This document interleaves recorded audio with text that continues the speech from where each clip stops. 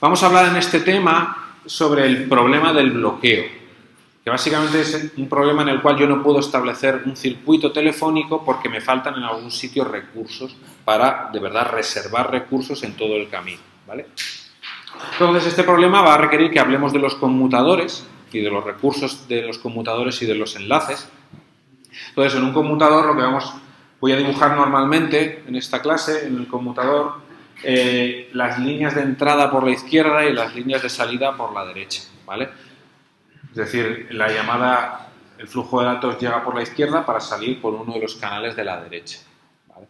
En realidad, las líneas telefónicas, todos los enlaces van a ser full duplex, van a ser bidireccionales, con lo cual, en realidad, una línea que viene de un abonado es tanto un enlace de entrada como es un enlace de salida, ¿vale? En el conmutador. Lo que pasa es que, bueno, yo podría dibujarlo así como enlaces full duplex directamente y comunicación full duplex interna, pero es muy común que dentro de los conmutadores haya elementos asimétricos, elementos que no puede pasar la señal en los dos sentidos, con lo cual en el fondo dentro lo que hace es separarse en dos, el flujo en un sentido y el flujo en el otro, y se encaminan por dos planos a lo mejor diferentes, el flujo en un sentido y el flujo en el otro, y luego se vuelven a unir. ¿De acuerdo? Entonces, lo único que quiero es que no os confunda un poco las representaciones que yo haga. Muchas veces, a lo mejor, cuando dibuje el cable, voy a dibujar representando que mira los dos sentidos, pero en el fondo, a lo mejor, eso quiere decir dos caminos independientes para un sentido y para el otro, ¿vale? Depende mucho de la arquitectura interna. Bien, entonces, en lo que queremos centrarnos es en lo que se viene a llamar el problema del bloqueo, que es cuando no podemos establecer un circuito entre dos abonados.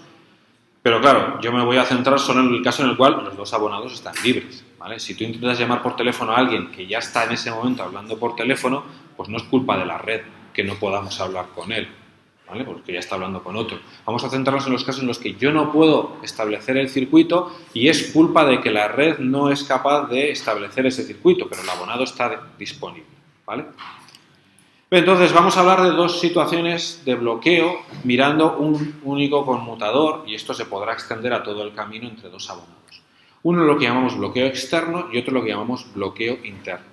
Principalmente nos vamos a centrar en el bloqueo externo. Fijaros, yo tengo un conmutador, ¿vale? Y por ejemplo, tengo aquí a la izquierda, a la entrada, estoy poniendo las líneas que vienen de los abonados, que tiene una central local, tiene una serie de abonados, y luego la salida son líneas bidireccionales.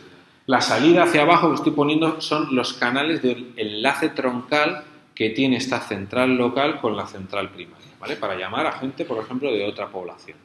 Entonces, imaginad que un usuario intenta hablar con otro que cuelga de otra central local, ¿vale? Entonces, ese usuario necesita un canal libre en el enlace troncal. Bien, en los enlaces troncales no va a haber canales suficientes para que todo el mundo esté hablando por teléfono con gente de otras centrales, ¿vale? No resulta rentable. Si yo aquí tengo 2.000 abonados, en el enlace troncal no voy a tener 2.000 canales. Con lo cual puede suceder que cuando un usuario intenta hablar con otro de otra central local, necesita un enlace troncal y estén en ese momento todos ocupados, ¿vale? Entonces se dice que se produce bloqueo externo, yo no puedo establecer la llamada porque no puedo encontrar en ese enlace troncal un canal libre, están todos ocupados. No es culpa del conmutador, es culpa del enlace y de las llamadas de los demás abonados, es culpa de que yo no he puesto suficientes canales en ese enlace y he tenido la mala suerte de que todos llamamos a la misma hora, ¿vale? Y están todos ocupados, no puedo establecer la llamada, ¿vale? Eso es bloqueo externo.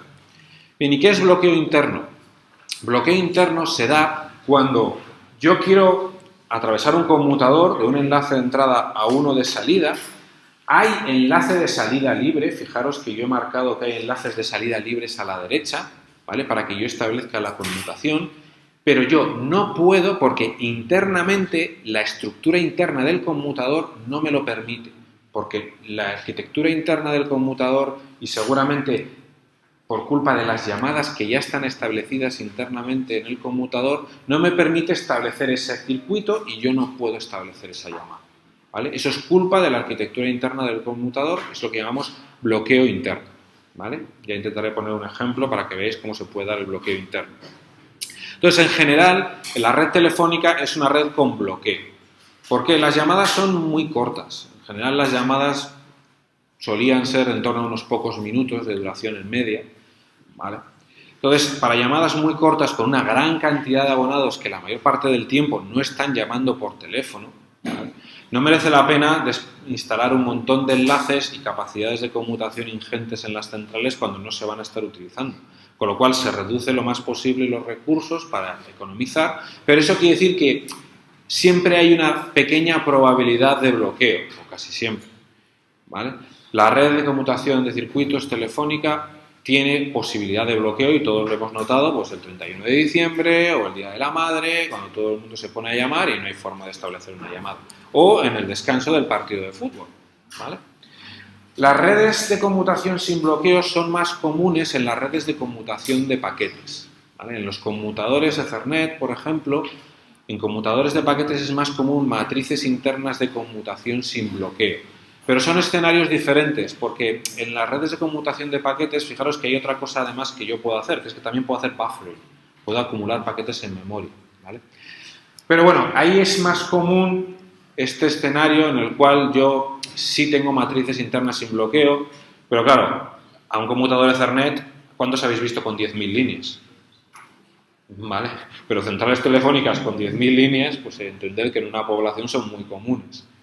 Bueno, las cosas están cambiando. Ahora mismo aún tenemos más líneas telefónicas probablemente que líneas de datos, pero ya veremos con el tiempo, ¿no? Ahora mismo todos tenemos por lo menos un par de teléfonos, me parece. Bien, pues esto respecto al concepto de conmutación y el concepto de bloqueo.